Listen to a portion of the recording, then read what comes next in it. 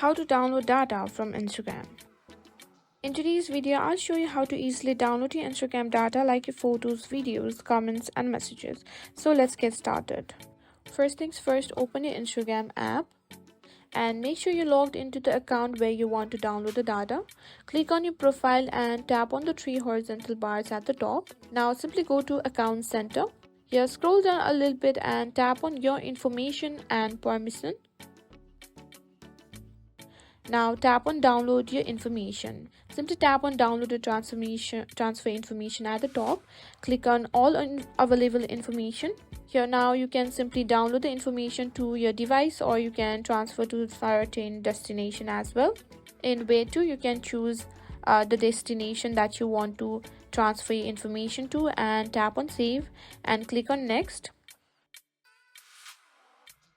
Tap on Connect, and once you've done that, wait for the data to be prepared.